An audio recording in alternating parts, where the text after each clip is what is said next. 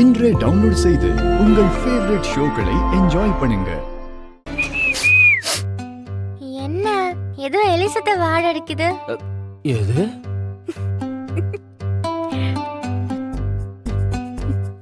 இப்ப வா இருக்கு. இங்க பாரு, ரொம்ப நாளைக்கு அப்புறம் ஃபாரின் பர்ஃபியூம் அடிச்சிருக்கேன். உனக்கு அது எலிசத்தை வாட அடிக்குதா? ஆமா ரவுடி, உனக்கு தான் அது வாசனையா தெரியுது. நீ ரோட்ல நடந்து போனா எல்லாரும் விலகி ஓட போறாங்க பாரு.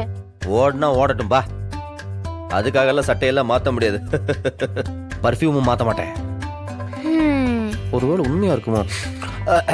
சும்மா கும்முன்னு இருக்கு பழைய கிளவி. அதெல்லாம் இருக்கட்டும். கும்மு கும்முன்னு பர்ஃபியூம் அடிச்சுக்கிட்டு எங்க கிளம்பிட்டீங்க? அதுவா, ஒருத்திக்கு ப்ரோபோஸ் பண்ணலாம்னு இருக்கேன். என்னது?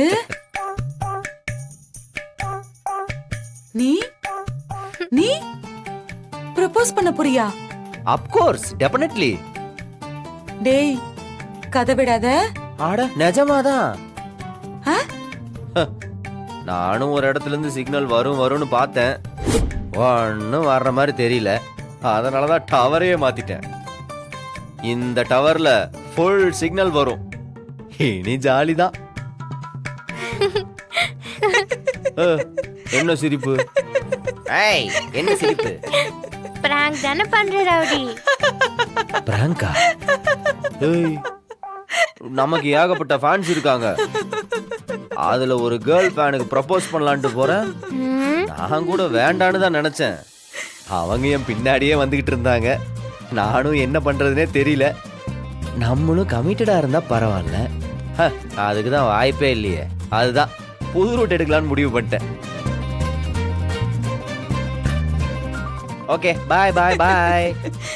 எப்போ உனக்கு விளையாட்டு தான். போ போ, நல்ல பெரிய பல்பா வாங்கிட்டு வா, நடுக்கூடத்துல மாட்டி வைக்கலாம். ஓடு. தேங்க்யூ. இந்த மாதிரி வாழ்த்தை யாருமே சொல்ல மாட்டாங்க. உன்னால மட்டும்தான் முடியும். வெல்கம். தள்ளி உட்கார். நான் தபேலா வாசிக்கிற மாதிரி நடுவுட்ல உட்காந்து பூண்டு உரிச்சுக்கிட்டு. ப்ரோபோஸ் பண்ற ஆளை பாரு. பெரிய மைனர் இவர ப்ரோபோஸ் பண்ண போறாராம்.